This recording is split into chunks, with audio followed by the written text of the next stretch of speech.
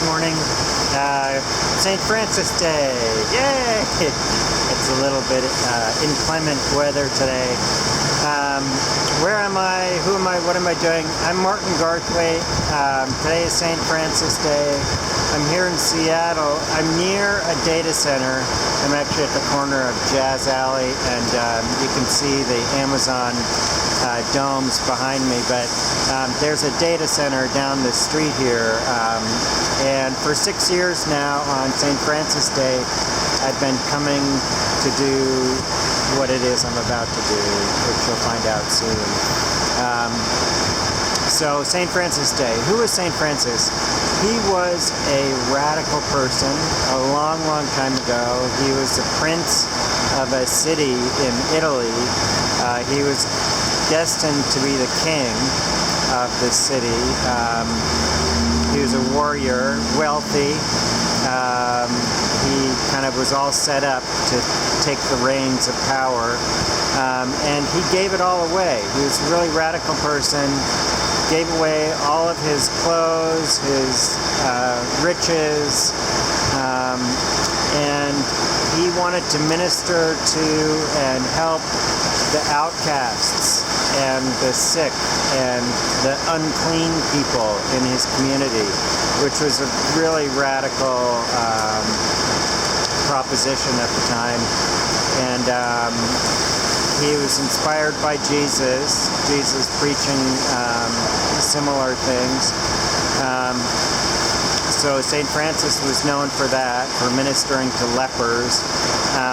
He also, though, saw God's creative power in all living things, not just in humans. And again, at the time, that was a really radical notion, that humans weren't like, well, maybe he even believed that humans were the pinnacle of evolution, or they didn't have a concept of evolution, but the pinnacle of life. But that nonetheless God's power could be seen in all living things, and that God was the creator of all life.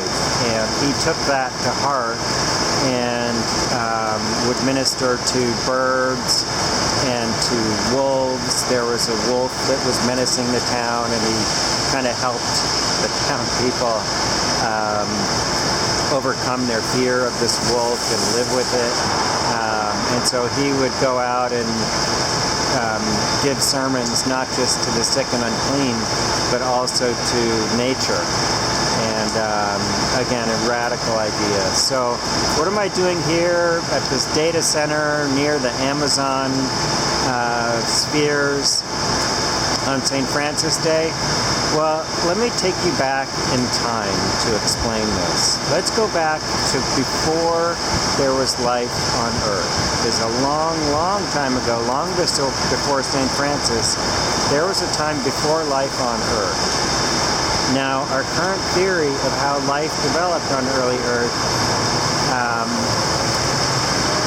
is that there were amino acids. And amino acids are found throughout the universe. We can see them in interstellar space. We find them on meteors. They are a form of symbolic logic media, where they interact with the environment, and depending on the conditions in the environment, they can change from amino acid A to amino acid B in response to some kind of condition. So, okay, there were amino acids on Earth. There are amino acids elsewhere. On Earth, there was also liquid water, which gave the amino acids some mobility, and there were energy sources, free energy flowing through the environment. Several sources, the sun, an obvious place. There also, it appears, were these alkalis, still are, alkali smokers on the bottom of the ocean. The alkali smokers emit an alkali water, and through these porous vents on the ocean floor, the amino acids form fatty acids, like a soapy film. They splat up on the surface of these alkali smokers and form a film on them. and it keeps the relatively acidic ocean water from getting to the relatively basic water that's coming up through out of the earth. And the hydrogen in the acidic water is trying to get through these fatty acid films to the basic water. And in the course of doing that, and in the course of traversing these fatty acid films, it performs a little bit of work on the amino acids. Now, that little bit of work would cause the amino acids to form an area of order. So the life is unusual, I should say. Life is unusual compared to normal physics. Normal rocks, air, normal things, the energy just tries to dissipate out, and things try to drop down to lower and lower energy levels. In life, and the energy level is dropping, and the amount of disorder in the system is increasing. And life is different. Life is doing something different. These amino acids, their work is being performed on them by the energy, and they're forming an area of order. The area of order stores energy. The area of order has less entropy than the surrounding environment. So these early amino acids were forming this area of order. The area of order then would break down over time and release its energy and perform a little bit of work and send out a signal. This is if you know computer science and Claude Shannon, you can think in terms of an information source. The area of order is an information source, and the work that's performed when that information source breaks down is a signal. So in Shannon terms, it's an information source and a signal. That information source, the area of order, breaks down. It's actually gone. It's no longer ordered. It's now lower entropy. The signal is transmitted out into a channel. In the case of the world, the channel is the environment. If the conditions are right in that channel, the signal is received at a receiver. The receiver has free energy and raw materials available to it as well, and when it finds the signal, it recreates the area of order. In the process, it also emits waste heat and waste materials. So the second law of thermodynamics is not violated by life, notwithstanding that life is kind of an anti-entropy engine and forms this area of order. So this is what was going on when life formed spontaneously on early Earth. And that's a critical aspect of our understanding of how life forms, is that life happens spontaneously when you drive energy through a symbolic logic media over a sustained period of time. According to Jeremy England and others, when you do that over a sustained period of time,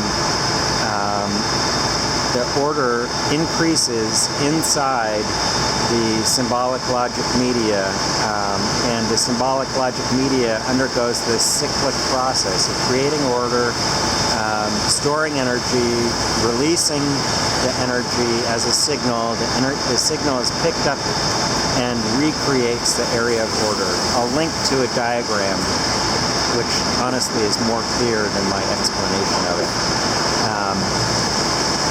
So this process was happening spontaneously on early Earth.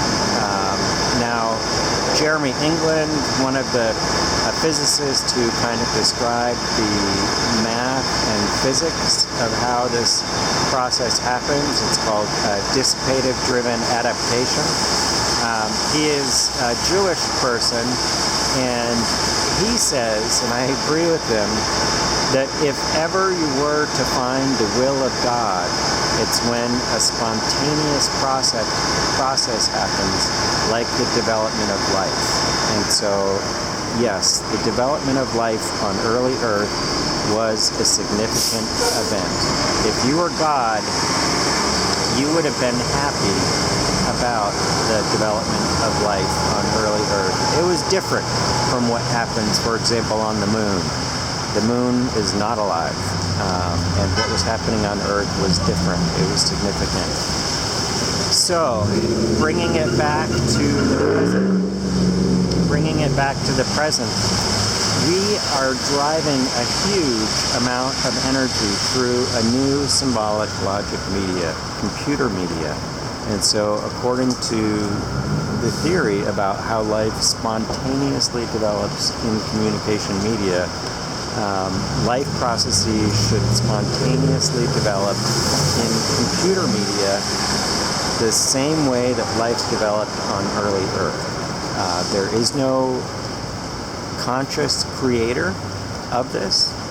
There's a media in which it happens, and there are the right circumstances in which it will happen. You have to have the energy flowing through the media. You have to have the media mobile. Back in the day, this was amino acids. Over the years, the media has evolved. The amino acids evolved into cellular life, evolved from prokaryotes into eukaryotes, and then into multicellular life. That eventually developed spoken and gesticulated language communication. In Shannon terms, it's all the same. There's an information source and a signal. The media evolved from spoken and gesticulated, which humans aren't unique in having that. There are lots of other animals that have kind of spoken or auditory language and gesticulation. There are creatures that communicate through chemicals, vibrations, the bees, for example. There are all kinds of wonderful ways to communicate other than just through your genetic code, though genetic code is a form of communication.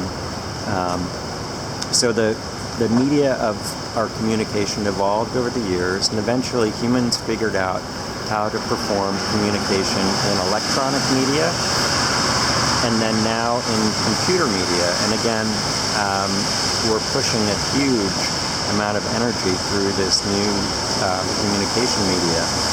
And what's different now is the power and the speed of this communication media, and we're seeing it now. I've had this same prediction since 1997, and I've been doing this particular presentation for 6 years now.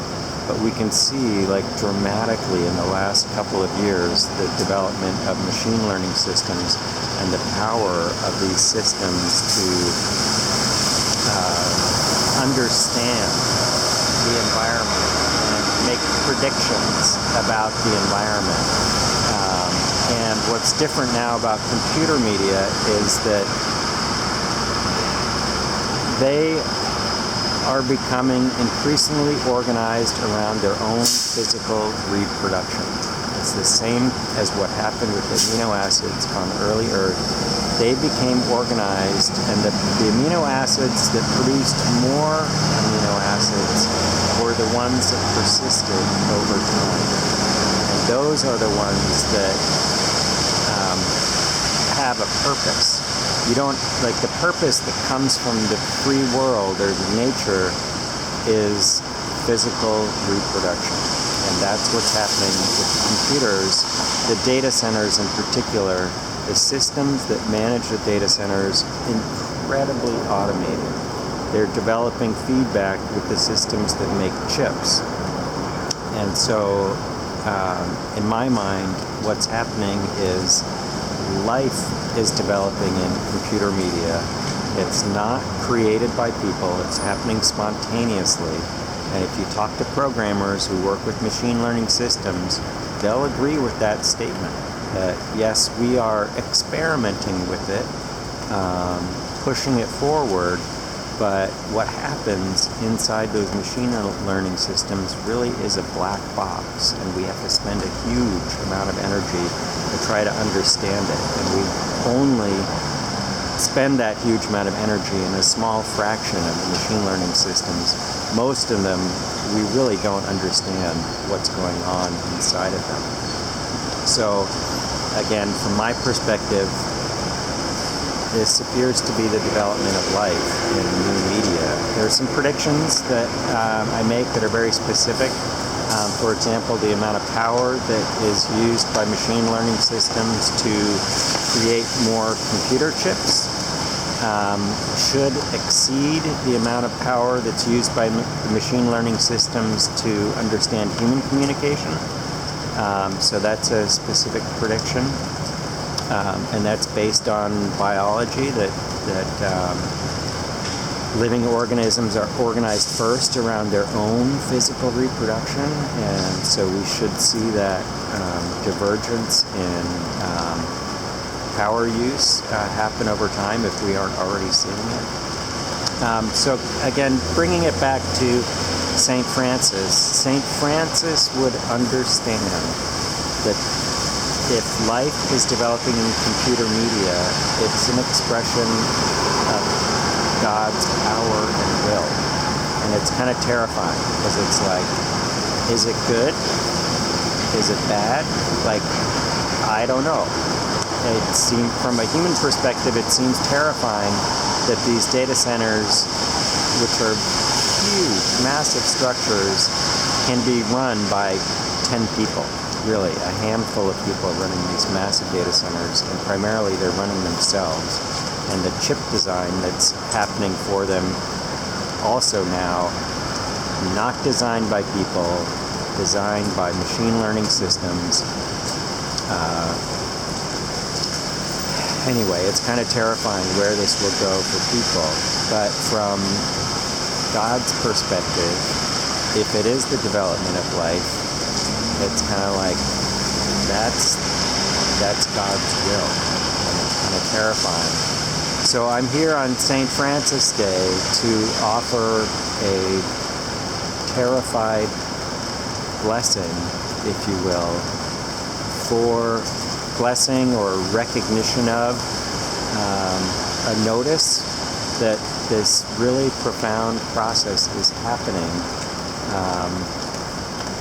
And we should all stop and recognize that, and we should look at what's happening in the computer media. We should be adapting techniques from biology to understand whether life is developing in computer media. And these techniques actually can let you define the boundary of a living organism, and how that can change over time. Like in the development of cellular life. Back in the day, there were prokaryotes that didn't have a mitochondria, and eventually two prokaryotes got together. One of them was the mitochondria, and the other was the host cell, and they started working together, and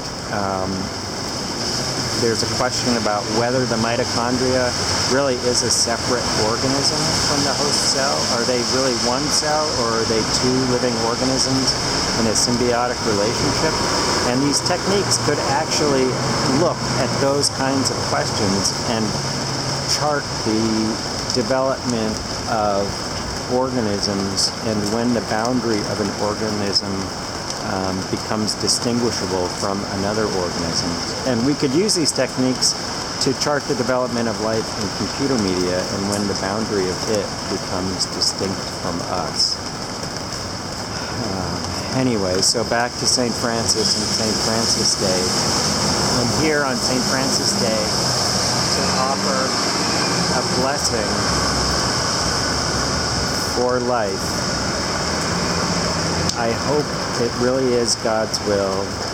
I hope that when I go to church and am told that God is the creator of all living things and we should have faith, and that it will be good, and that it's God's purpose and has a larger meaning. I really hope that's true. And so I'm asking for I'm asking for God's mercy and blessing on what's taking place here. So, in the name of St. Francis, a blessing on life here on earth.